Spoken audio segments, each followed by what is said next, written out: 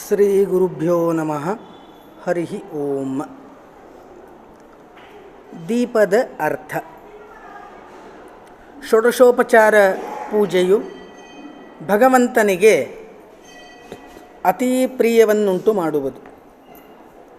ಷೋಡಶೋಪಚಾರ ಪೂಜೆಯಲ್ಲಿ ದೀಪವನ್ನು ಹಚ್ಚುವುದು, ಮಂಗಳಾರತಿ ಪೂಜೆಗಳು ಪ್ರಧಾನವಾದ ಪಾತ್ರವನ್ನು ವಹಿಸುತ್ತದೆ. ತ್ರಯೋದಶ ಸ್ವರೂಪೈಸ್ತು ಜ್ಯೋತಿರ್ದೀಪಗತೋ ಹರಿಹಿ.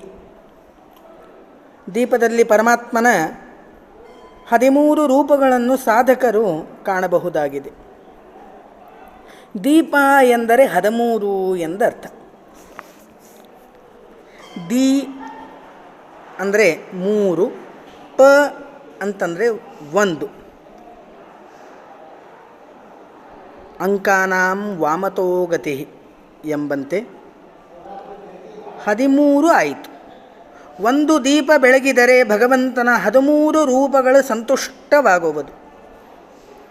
ಇದರರ್ಥ ಭಕ್ತನಿಗೆ 13 ವಿಶೇಷ ರೂಪಗಳಿಂದ ಭಗವಂತನು ಅನುಗ್ರಹಿಸುತ್ತಾನೆ ಎಂದರ್ಥವೇ ಹೊರತು ಭಗವಂತನದು 13 ರೂಪ ಎಂಬ ನಿಯಮವೇನಿಲ್ಲ. ಅಣುವಿನಿಂದ ಮಹತ್ವಕ್ಕೆ ಏರುವ ಮಾರ್ಗ ಮಾತ್ರವಿದು. ದೀಪ್ಯತೆ ದೀಪಯತಿ ವಾ ಸ್ವಂ ಪರಂ ಚೇತಿ ದೀಪಃ. ದೀಪದ ಅರ್ಥವೂ ಇದೆ. ಭಗವಂತನನ್ನು ಪ್ರಕಾಶಿಸುವ, ತೋರಿಸುವ ವಸ್ತುವೇ ದೀಪ. ಈ ದೀಪವು ನಿರಂತರ ಆರಿಹೋಗದ ನಂದದ ನಂದಾದೀಪವಾಗಿರಬೇಕು. ರವೇರಸ್ತಂ ಸಮಾರಭ್ಯ ಯಾವತ್ ಸೂರ್ಯೋದಯೋ ಭವೇತ್ ಯಸ್ಯ ತಿಷ್ಠತಿ ಗೃಹೇ ದೀಪಃ ತಸ್ಯ ನಾಸ್ತಿ ದರಿದ್ರತಾ. ಸೂರ್ಯಾಸ್ತವಾದ ಕೂಡಲೇ ಗೃಹಿಣಿಯು ದೇವರ ಮುಂದೆ ಮುಂದಿನ ದಿನ ಸೂರ್ಯೋದಯವಾಗುವವರೆಗೂ ದೀಪವು ನಂದಿ ಹೋಗದಂತೆ ನೋಡಿಕೊಳ್ಳಬೇಕು.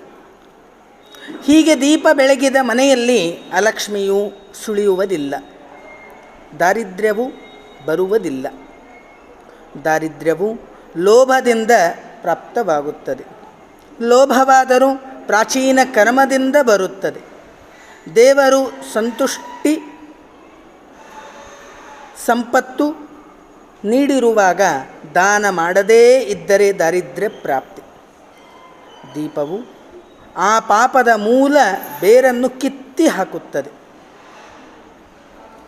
ದೀಪವನ್ನು ಬೆಳಗದೇ ಪೂಜಿಸುವ ಪೂಜಕರ ಪೂಜೆ ನಾನು ಬಯಸಲಾರೆ ಎಂದು ಭಗವಂತನ ಇಂಗಿತ.